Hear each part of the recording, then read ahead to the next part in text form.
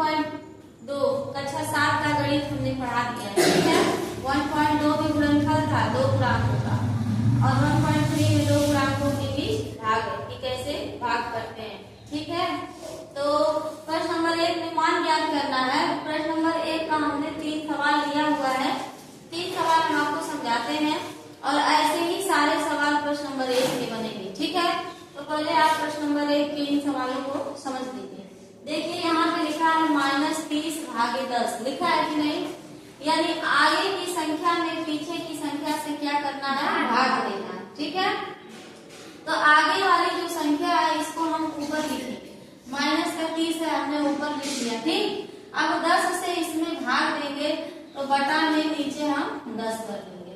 अब याद है 1 0 से 1 0 काट लो, 1 का मतलब कुछ भी नहीं, अब बराबर में हमको क्या बचा है, 30 बचा है। या ऐसे भी कर सकते हो, -30/10 हो गया तो 10 यानी क्या हो गया 30, 10 से काट दिए तो ये हमको क्या बच गया -30, यानी कि प्रश्न नंबर 1 का पहला का उत्तर हमको क्या आया है -3।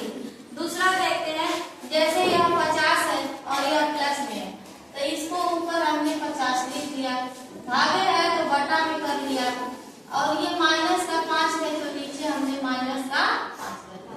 5 का पहाड़ा पढ़ेंगे 10 बार तो 50 आएगा, तो ये हो जाएगा, ये कितना उत्तर हो जाएगा हमारा -10 उत्तर आया है। आगे देखिए, अब ये है -36 भागे -9, देखिए -36 ऊपर और बटा में भाग की जगह हमने बटा कर दिया, ठीक, और -9 माइनस में भाग देंगे तो यह कट जाता है, ठीक है।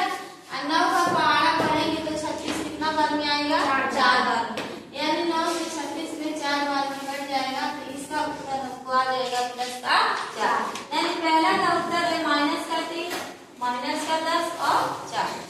तो सवाल सबको समझ में आया कि और एक आध 2 उदाहरण लेके बता दें, बना लेंगे प्रश्न नंबर 1 का, हाँ ठीक है। प्रश्न नंबर 2 बता दें, हाँ क्या है, जैसे ये -5 में -5 है और यह प्लस का 50 है, तो जब माइनस का भाग प्लस में करते हैं तो उत्तर किसमें आता है, माइनस में, इसीलिए 5 का पहाड़ा पढ़ेंगे तो 10 बार में ये कट जाएगा, और माइनस का भाग प्लस में करेंगे तो उत्तर किसमें आ जाएगा, यानी प्लस का भाग माइनस में करिए चाहे माइनस का भाग प्लस में करिए, लेकिन उत्तर किसमें आएगा, माइनस में आएगा। समझ में आ गया, ठीक है। प्रश्न नंबर 2 समझ में आ गया सबको।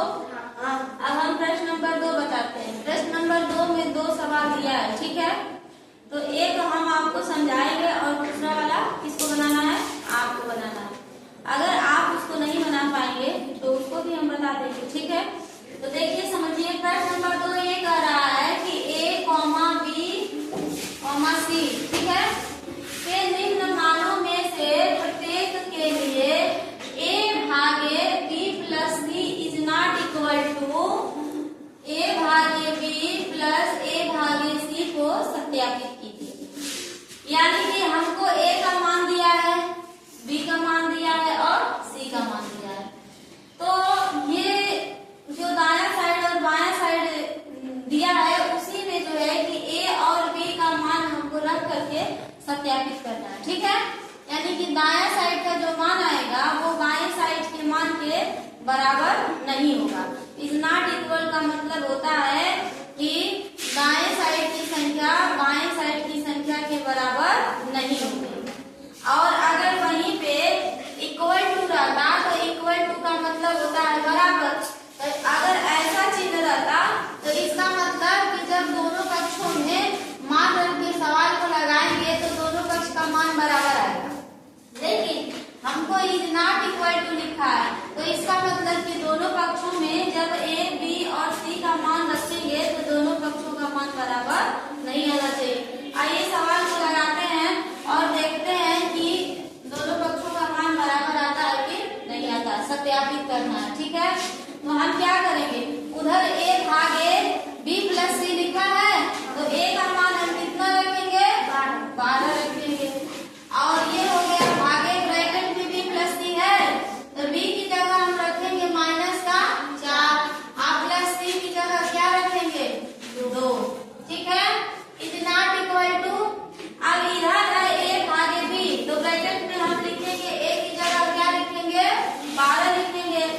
अब भागे बी की जगह यहाँ पे भागे हो गया और बी की जगह क्या हो जाएगा, माइनस का 4 हो जाएगा। समझ में आया?